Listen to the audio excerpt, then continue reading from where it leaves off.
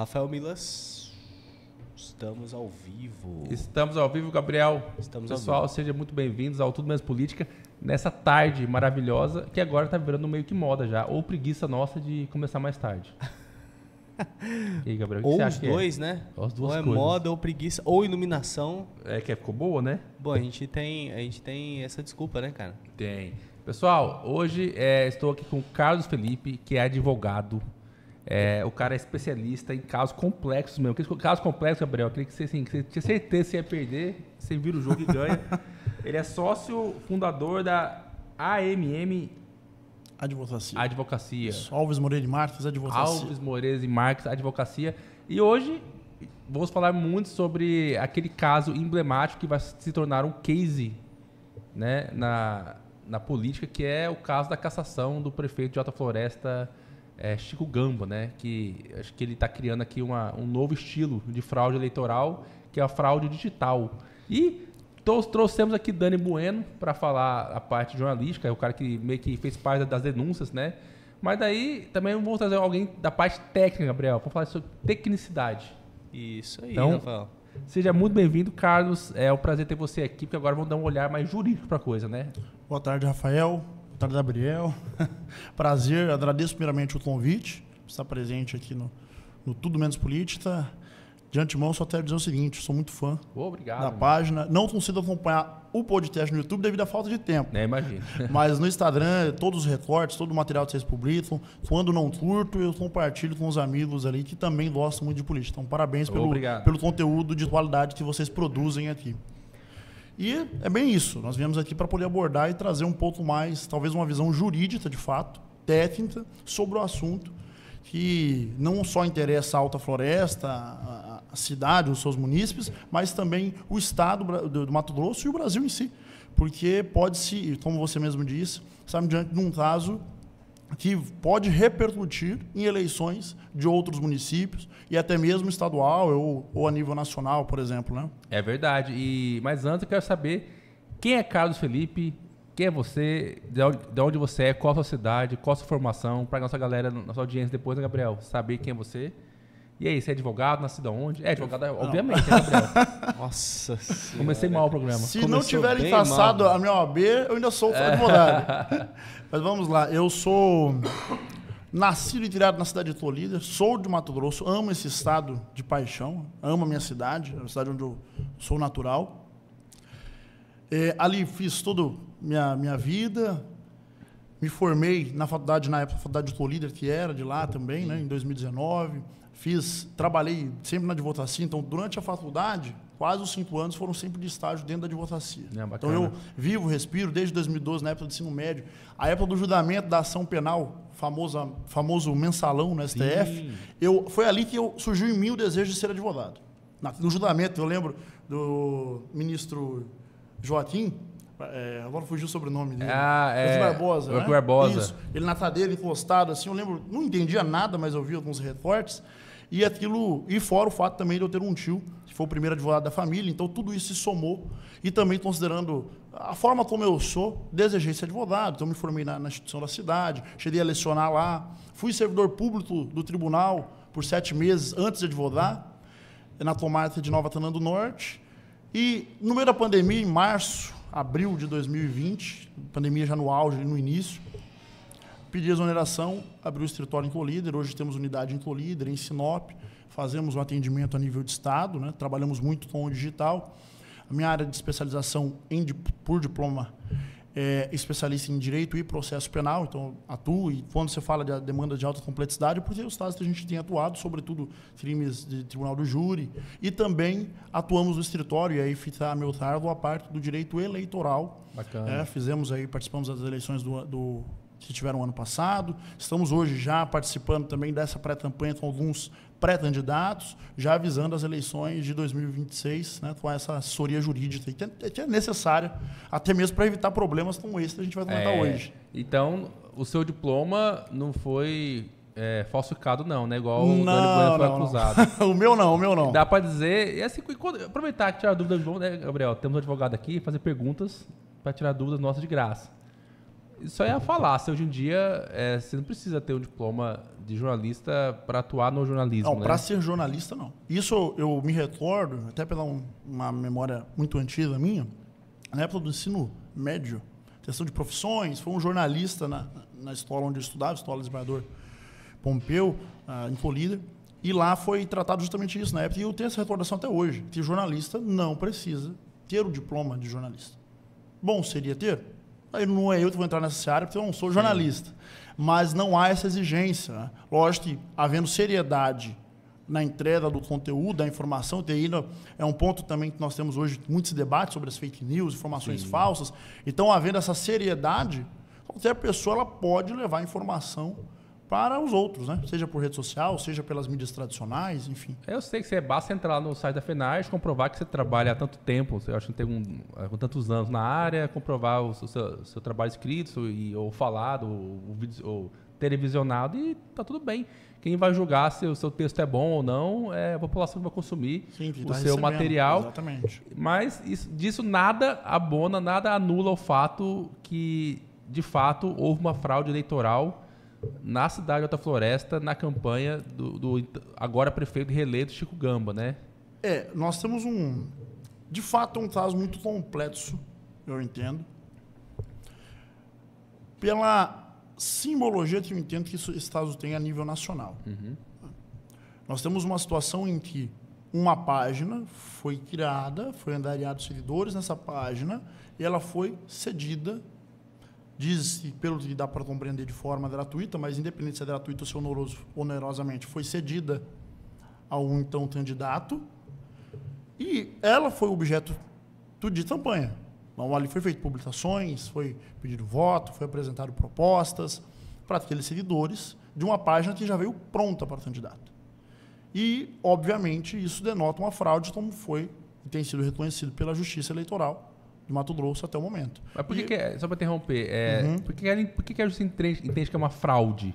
Você não pode começar com seguidores que não são reais seus ali, algo assim? Porque, pensa bem, um jogo de futebol, seja lá qual for o esporte, ele tem regras bem delimitadas, justamente para evitar que alguém dê no tapetão, correto? Sim. Então, nós falamos do direito eleitoral, isso também existe, e é muito claro isso, a sociedade.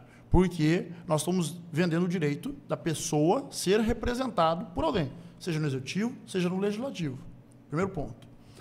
Segundo, se eu tenho essas regras, eu preciso ter equilíbrio. Eu não posso dar uma vantagem maior para um em detrimento de outro. Sim. Tem algumas vantagens, entre aspas, vantagens, que elas já são naturais do jogo. Por exemplo, se você pega um candidato que está partindo para a reeleição, ele já tem o uso da máquina. Ou seja, ele consegue fazer uma propaganda diferente. Olha, eu fiz o asfalto aqui, essa creche foi eu que reformei, nós vamos continuar fazendo isso nos próximos anos. Então, isso aí é legal, está tudo certo, dentro do jogo. Agora, tem situações que o desequilíbrio ele é gritante e não tem base legal para isso. E aí nós chegamos nesse ponto.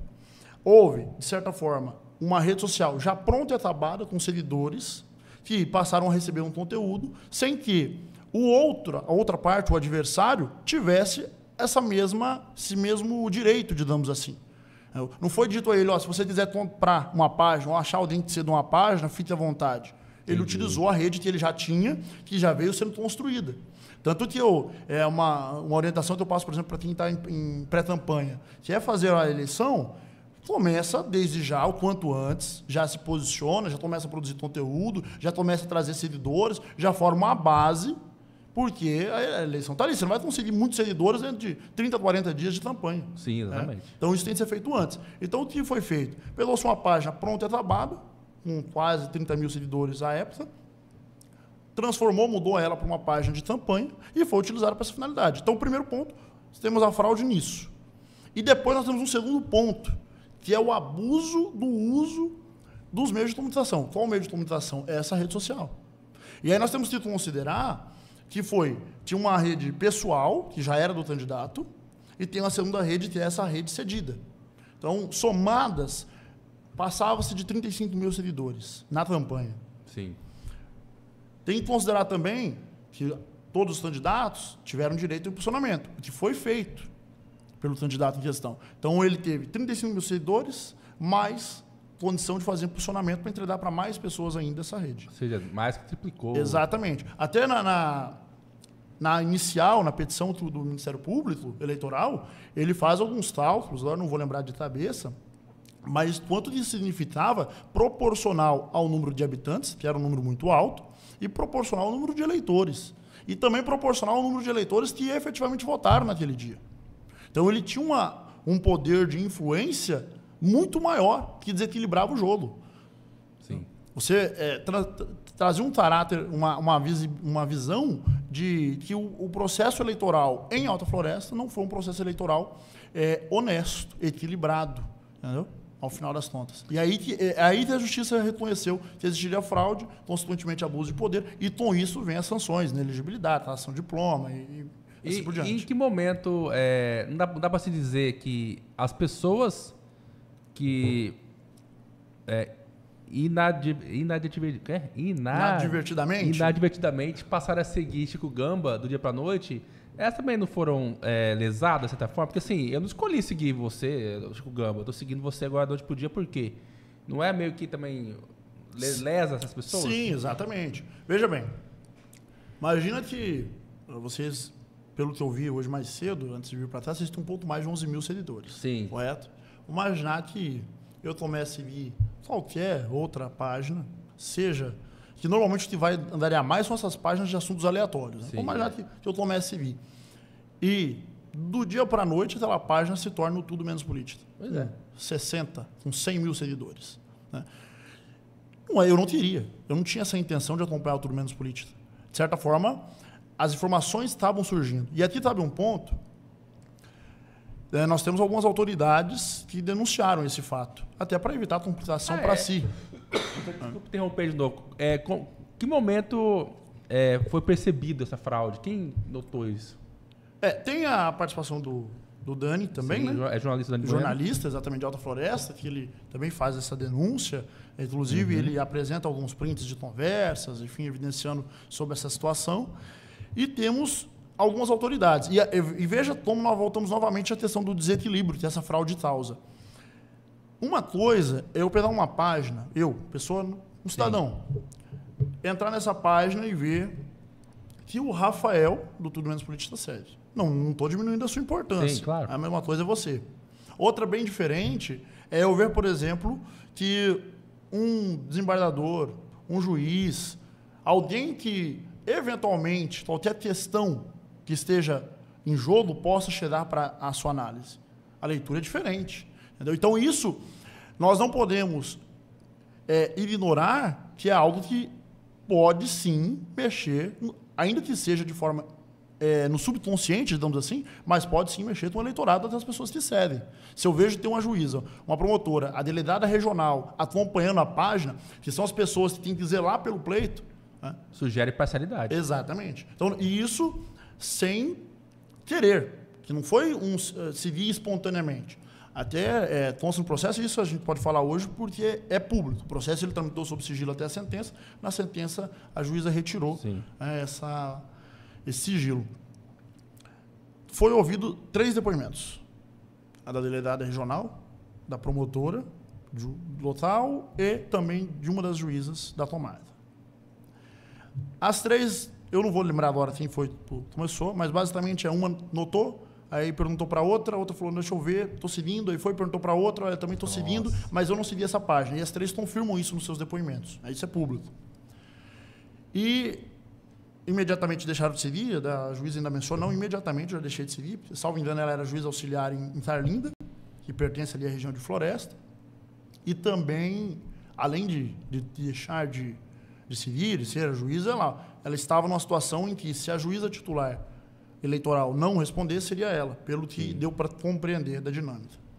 Então, veja bem, ela estava numa situação que, vamos imaginar que acontece qualquer coisa com o titular aqui, e aí vem uma causa para ajudar, e eu vou ser a juíza que vou ter que assumir, mas eu estou seguindo a página, entendeu? É algo... não pega bem. Exatamente. É diferente, quando nós vamos falar de atores do processo, quando eu trato de um advogado, em tese. Porque o advogado, você tem essa liberdade, eu posso defender você, eu posso defender o Gabriel. Eu tenho que tomar partido de algum lado nessa defesa. E faz parte do trabalho de você seguir até o adversário, inclusive. Exatamente. Isso, exato. Até para pegar alguma coisa errada, não. Nós atuamos na eleição no ano passado, por exemplo, do município de Tolida. Nós fazíamos isso. Eu seguia todos, independente. Assim como meu perfil também era seguido. Com certeza. Então, assim, isso faz parte do jogo. Agora é diferente o juiz, o promotor e o delegado, por exemplo, estarem fazendo isso. Quanto aos candidatos, eu me refiro, né? E isso vale para vereador, para prefeito, para deputado. Seria o mesmo que o juiz de uma partida declarar que é o time dele. Exato, exatamente. O cara é juiz do Flamengo de São Paulo. Daí o juiz que torce o Flamengo no Instagram. Depois que o São Paulo perdeu, o Flamengo... Mas por que o Flamengo? Agora eu fiquei chateado. É que o Gabriel... Olha a pose dele ali na mesa, ó. Esse aqui trabalha, cara. É flamenguista. Você pediu minha apresentação, ó, faltou falar. Eu sou flamenguista, né? Eu não gostei torço dele, pro cara. maior da América. Não, cara. Não dá pra... Eu não gostei dele, Gabriel. Eu gostei. Pode continuar tá falando aprovado. aí. É porque ele é São Paulino, né, cara? Entendi. Ele tá meio dormindo, você viu, né? Tá com dor de cotovelo. Ainda não superou. não superou. Olha, só pra lembrar. Nós perdemos pro Bayern, mas seu time não é o Bayern. Mas brincadeiras à parte, voltando aí, nós estamos... será mesmo com o juiz declarar que é o time dele. Sim, e lá diz que é flamenguista e vai apitar Flamengo e São Paulo. Não tem condição. Não pega bem, né? No mínimo... Então teve essa situação inicialmente. Então foram produzidos elementos num procedimento preparatório para essa ação, que era uma AIG, né? Ação de investigação judicial eleitoral. E nela foi feito o quê? Primeiro, teve a participação da Polícia Judiciária Civil, de Alta Floresta, regional, e também do Ministério Público Eleitoral. O Ministério Público ouviu essas 3 pessoas, então tem lá o depoimento do promotor abrindo, estou lendo depoimento da promotora, depoimento da delegada, depoimento da juíza, para colacionar junto com o seu pedido da inicial, como prova, né? Porque cabe a quem propõe a ação. Isso pode ser o Ministério Público, mas poderia ser um candidato, poderia ser uma autorização, poderia ser um partido. Quem propôs essa ação tem que trazer esses elementos. Porque falar até papagaio fala, mas no direito você trabalha com provas. E a delegacia, ela fez a apuração quanto à parte técnica. Então, por exemplo, a Polícia Judiciária Civil apurou que tinham 2 perfis. E aí ele vem e traz um relatório seguinte. Tem um perfil Alta Floresta Mildral OF e o perfil Chito.Damba, se não me engano era esse o nome do perfil. São diferentes, são 2 perfis diferentes. Começa o relatório assim. E depois, porém, então nós já temos uma mudança ali na frase, porém, salvo engano, 2021, houve uma investigação criminal, um outro procedimento, em que, pelo que deu para entender, lá não se fala qual era o procedimento, a natureza, esses detalhes a mais, mas menciona-se que a polícia tinha o dado do perfil do Alta Floresta Mildral OF. Eu, por exemplo, não vou lembrar se era IP, mas tipo um código de rastreio, data de criação. Que chega até o CPF quem criou. Ele conseguiu identificar os dados que estão por trás do nome do perfil. Então, se eu altero o meu nome hoje no meu perfil, esses dados vão existir ainda, eles continuam existindo. Ou seja, mas você muda seu nome, através desse IP rastreia que o dono da página é o Carlos Felipe. Exato. Eu não vou dizer para você que era efetivamente o IP, mas tinha outras nomenclaturas. Sim. Mas tinha os dados. E aí ele fala o seguinte, e agora, levantando os mesmos dados do perfil Chito.Damba, vê-se que as informações são tolidentes, são as mesmas. Então, se eu tenho o dado de rastreio, vamos dizer assim, A aqui, eu tenho o A aqui também. Então, ainda que o nome seja diferente, então, inicialmente, por os nomes serem diferentes, eu concluo que são perfis diversos. Sim. Só que quando eu analiso esses dados, concluo que são o mesmo perfil. Essa foi a conclusão da polícia. Então, isso também consta junto com o procedimento preparatório do Ministério Público Eleitoral, para subsidiar a ação. E aí a propositura da ação. E nisso, tem muita gravação de tela do perfil, stories, postagens. Tudo isso foi feito, né? E aí é um conteúdo bem vasto. Foi coletado junto os 3 depoimentos das 3 autoridades e junto com o procedimento feito pela Polícia Civil. Isso instrui para dar início à ação, para evidenciar, pelo menos se há indícios claros de que ali tem fraude, e aí, obviamente, dá o direito à defesa dos representados. Né? E aí é interessante, foram 4 representados. Quem foram representados? Hoje nós falamos assim, Hoje se fala mais, né? Os representados seriam o prefeito e o vice-prefeito. Beleza? Isso vamos falar mais até porque eles são as autoridades até o momento. Porém, teve a pessoa que teria cedido a página, que seria a página reserva do perfil Alta Floresta Mildral, que é uma página de grande abrangência local em Alta Floresta. Que é o Sr. Alan. Sim. Que seria o proprietário. Então ele teria essa página reserva e cede ela ao prefeito até então traçado. Certo? Sim. Então, ao fazer essa cessão, entende-se que ele também teve participação. Ele também é parte do processo. A quarta pessoa é do nome Danúbio. Seria também uma pessoa da base dos candidatos.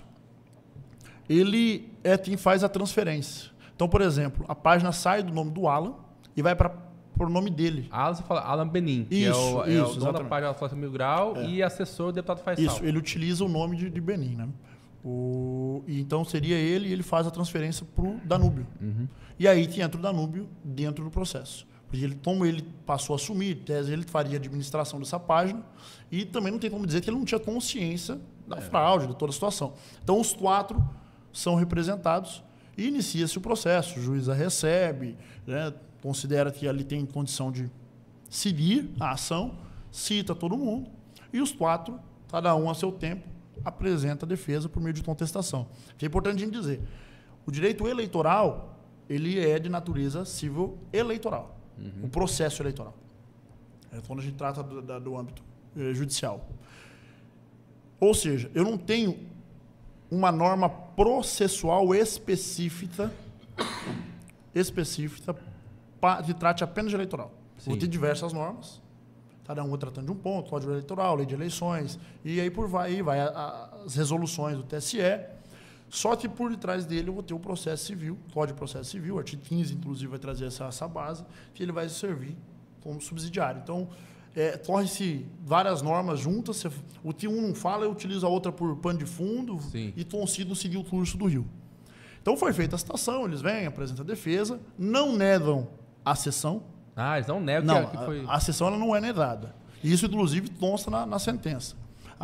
Os representados reconhecem e tal. Aí, entre aspas, o número dos IDs e página de cada momento em que isso é reconhecido dentro do processo. Então, não se nega a sessão. O que teria, salvo engano, a defesa do Alan pontua que a sessão foi gratuita, que não teve remuneração, enfim, isso é tratado, salvo engano. Mas daí, isso está na pressão de contas da campanha, se foi doado? Aí é outra questão, inclusive, na fase investigativa, vamos supor assim, preparatória, né? Do Ministério Público, como é natureza diversa, o Ministério Público entende que tem que ser remetido para uma outra investigação, para apurar, até ele fala assim, apurar eventual taxa 2 e por aí vai. Que a competência já não caberia naquele procedimento. Entendi, mas é outro processo. Seria outro, exatamente. Até porque são naturezas diversas, né? O tribunal é até a forma de oportunizar a defesa, de produzir prova é diferente. A investigação ela tem que tomar outro caminho, que daí para verificar se não tem a Constituição, a prática de algum crime especificamente. Né? Mas provavelmente isso deve estar rolando, né? Eu acredito sim, porque a narrativa, né? Agora, assim, eu particularmente não tive acesso, não cheguei a verificar se tem uma numeração, algo propriamente instaurado.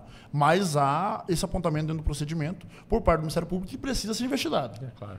Então, aí ficaria a cargo também da Polícia Judiciária Civil, para cuidar dessa parte. Então, finalizado ali, olha, o que não é eleitoral, vamos mandar para quem tem que cuidar, e o que é eleitoral, vamos encaminhar agora a juíza eleitoral da comarca, para que ela... Da comarca não, perdão.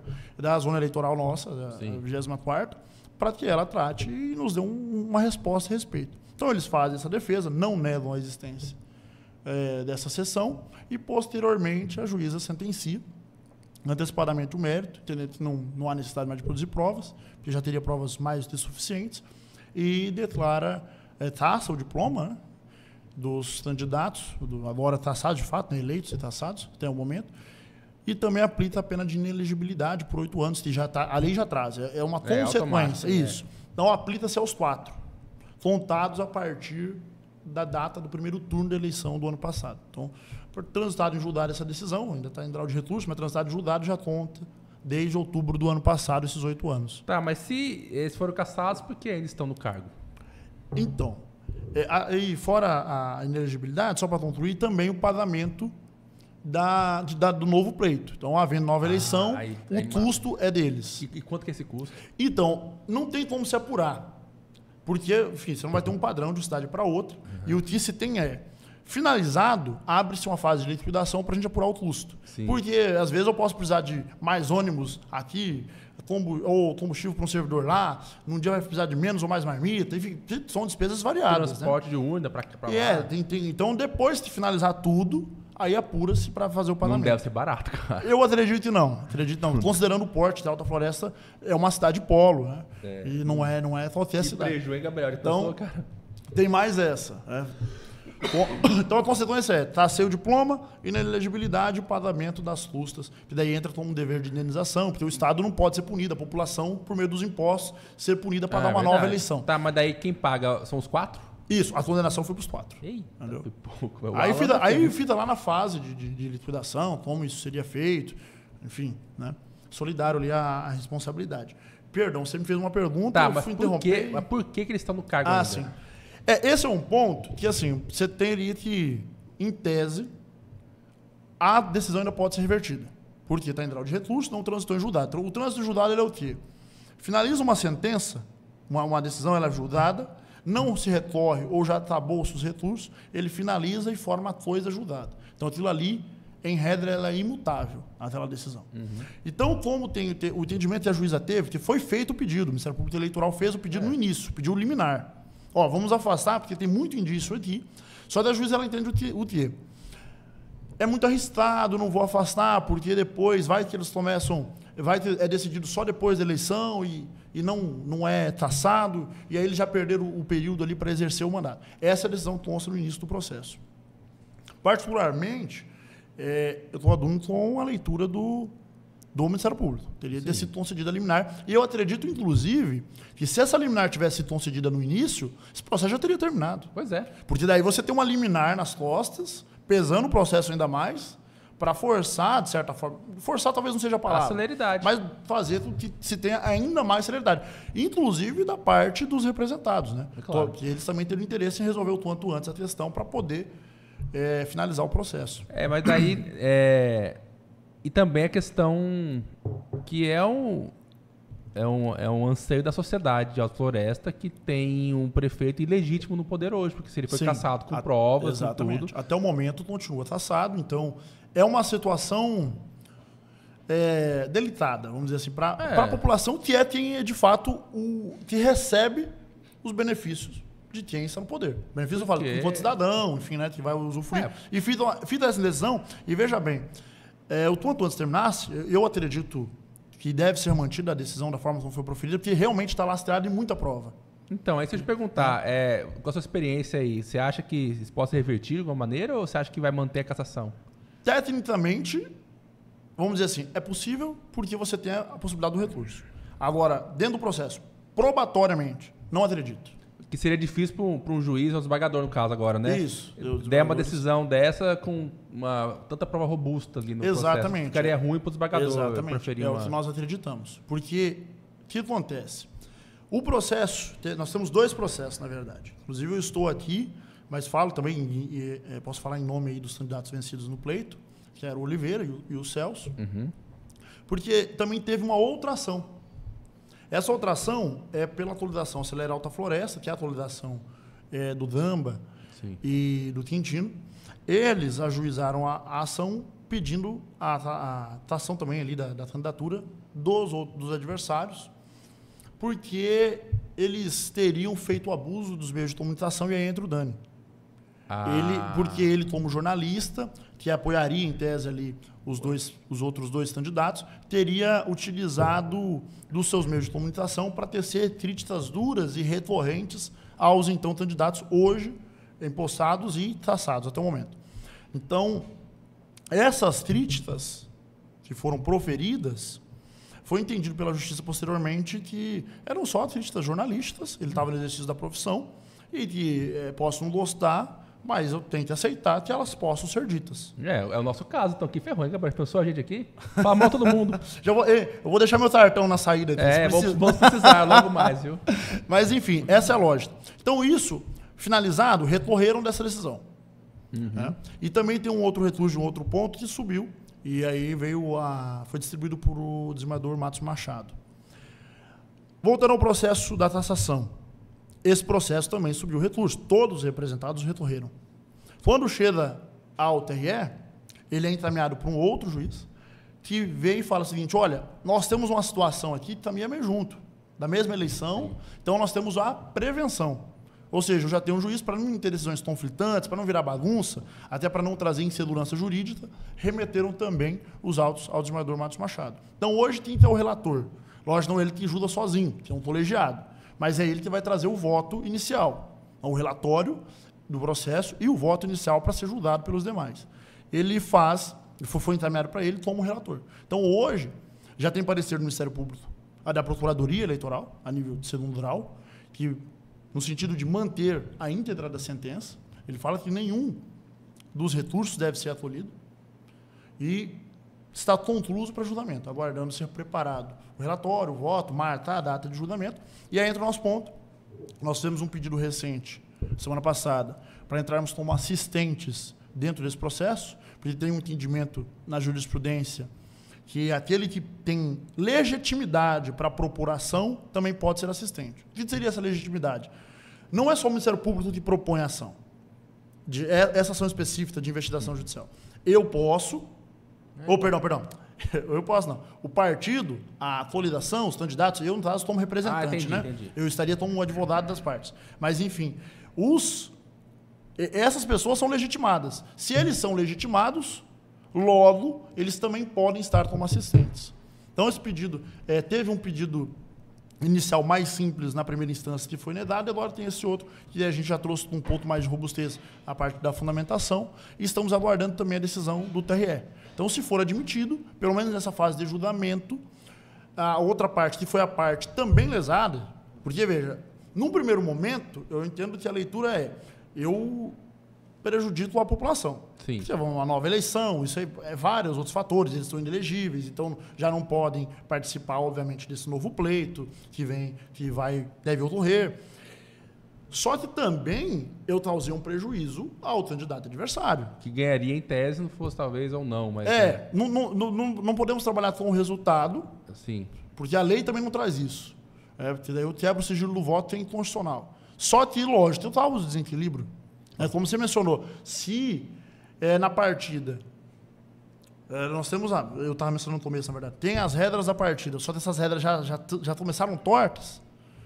Tem uma publicação que eu vi recente, até tem que confirmar se isso é verdade ou não, porque fake news hoje em dia está difícil. Mas era uma situação sobre futebol, eu acompanho algumas páginas de futebol, que depois com o Google Maps, eles descobriram que o campo daquele time de alguma série inferior, enfim, acho da Argentina, ele era torto. O gramado, a marcação. E por anos foi assim. Torto. E aí tinha um número muito expressivo de gols olímpicos naquele estádio. Porque, obviamente, a trave abriria, exatamente, o ângulo era outro. Então, veja, foi basicamente isso. Nós tivemos, foi um gramado com a delimitação torta, maior para um lado e menor para o outro. Entendi. E aí, nisso, os candidatos vencidos até então, que é o Quintino e o Celso, também sofrem prejuízo. Então, nós temos dois, população de modo geral e diretamente os candidatos. E aí, nós estamos buscando entrar. Eles não propuseram ação, até porque a força deles, investigativa, não é a mesma da polícia. Sim. E quem teve esse acesso, vamos dizer assim, o conhecimento por meio da denúncia por meio dos apontamentos das autoridades, que foram na delegada, a promotora, a juíza, foi o Estado propriamente. Então, como eles não tinham essa informação, até porque soaria estranho, claro, uma delegada, uma promotora, uma juíza vir e falar, Oliveira, eu estou confundindo os nomes, Oliveira, candidato derrotado na eleição, rapaz, eu estou seguindo e eu não queria seguir o seu adversário. Óbvio que isso não ia acontecer. Pegaria mal. E pegaria ainda pior. Então, isso não aconteceu. Então, o Estado fez a apuração com muito mais estrutura e detetou e conseguiu demonstrar. Certamente, se Oliveira tivesse essa condição, ele também teria feito a propositura da ação, porque ele foi diretamente prejudicado, porque as linhas do campo estavam maiores de um lado e menores do outro. Entendi. E agora, não dá para adivinhar, eu sei que não é algo tão previsível, mas você tem alguma previsão de quando pode encerrar esse processo e finalmente temos novas eleições ali? Então, isso aí realmente, como você falou, não tem como prever. Né? Até porque pode ser marcado o julgamento, algum dos julgadores pode pedir vista, aí tem para analisar melhor, pode ter várias outras questões que podem se desdobrar a partir disso. Mas como já foi finalizado as etapas, basicamente ele está concluído para esse julgamento, eu acredito que não deva demorar muito, deve ser pautado em breve, acredito, até porque tem pautas aí com bastante frequência do Tribunal Regional Eleitoral do Mato Grosso e até pela natureza. A justiça eleitoral precisa ser célere. Pois é. E quando nós tratamos uma situação como essa, é ainda... Que é uma urgência da sociedade. Exatamente, desculpa. É um bem coletivo, né? Exato. E quando você fala breve, você fala que é um mês, semanas? Realmente, Rafael, eu fico numa situação que eu não consigo te precisar. Né? Mas a esperança por parte dos nossos clientes, né? O Oliveira, o da Celso, sociedade também. E lógico, da sociedade, no final e ao cabo, é que seja o quanto antes. Então, dentro de 30 dias, por exemplo, se acontecer, seria maravilhoso, porque daí nós já teríamos uma decisão. Ainda poderia recorrer mais? Sim, é possível. Nós temos o Tribunal Superior Eleitoral ainda para se debater. Só daí tem um ponto. Lá para cima, você já não discute mais fato. É só questão jurídica. É até difícil explicar isso. Mas lá só é só prova. Só algo mais... Não, a prova não, porque eles não podem entrar na prova.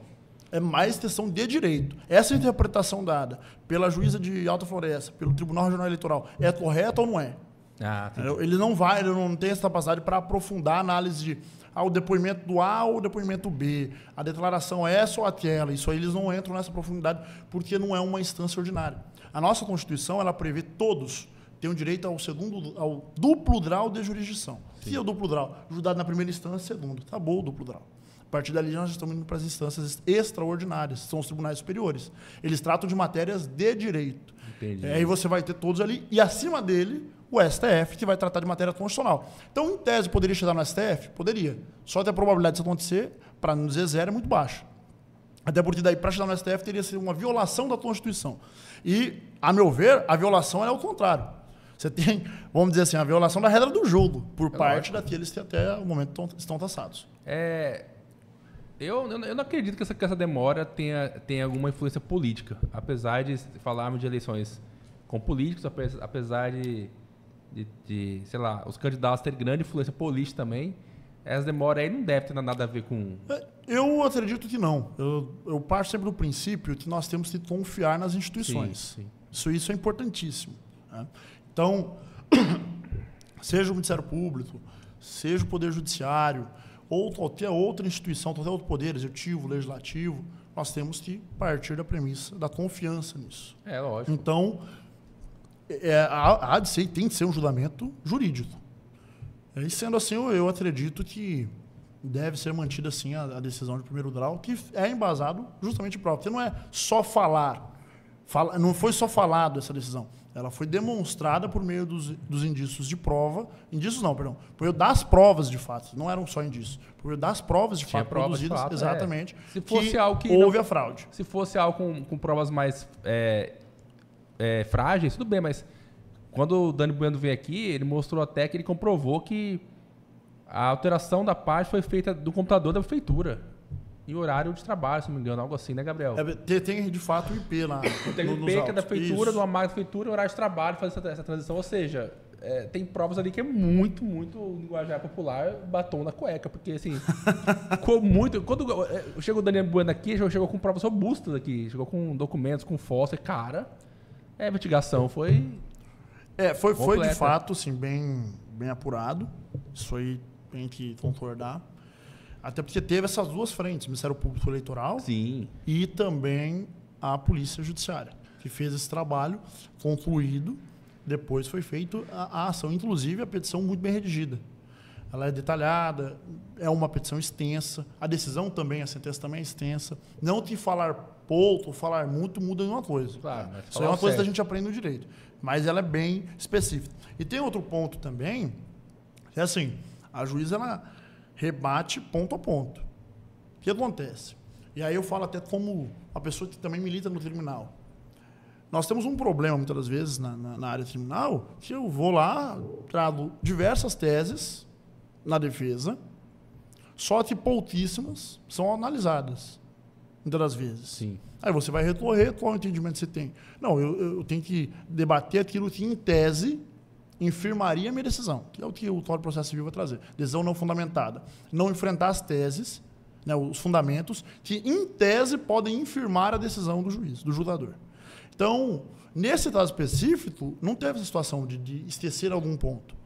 O juiz vai lá, traz um relatório muito completo de cada ato do processo, da investigação, vem e fundamenta, diz, olha, é caso de procedência, caso de tassação, é caso do diploma, é caso de inelegibilidade e também do pagamento das despesas pela eleição. Dito isso, o fulano, ele fala tal coisa, mas não é, isso não se aplica por isso. O outro diz tal coisa, mas isso não se aplica por tal coisa. Ele rebateu. Não só disse e deixou dentro do processo, vamos dizer assim, ao vento. Sim. Né? E isso é um ponto. Então, e outra, nós temos que pensar bem também a seleção da fraude, porque, e aí nós vamos entrar na força que o digital hoje tem. Tem outro grande ponto. Uma eleição, desde a eleição do ex-presidente Jair Messias Bolsonaro, não é mais a mesma Ele mudou o jogo. da eleição de 14. Sim. Eu, por mais que você vai retrocedendo 4 anos, 8 anos, 12 anos, eu, obviamente era mais novo, né? Não sou um Benjamin Button, então eu era mais novo, mas eu tenho uma recordação, porque eu gosto de acompanhar períodos eleitorais, no Brasil e fora. Então, sempre que tem eleição, igual teve a do Milley, a última agora do Trump, eu sempre gosto de acompanhar muito. E assim, é nítido a divisão de 14 para 18, mas é muito. Por causa do digital. Bolsonaro, ele tinha um quê de tempo de fala? Tinha nada. Um stories no Instagram tinha mais tempo do que ele falando na TV. E rompeu esse paradigma do uso das máquinas, das grandes mídias, dos grandes portais, como instrumento de propagação eleitoral, de propaganda eleitoral. Então, 2018 rompe.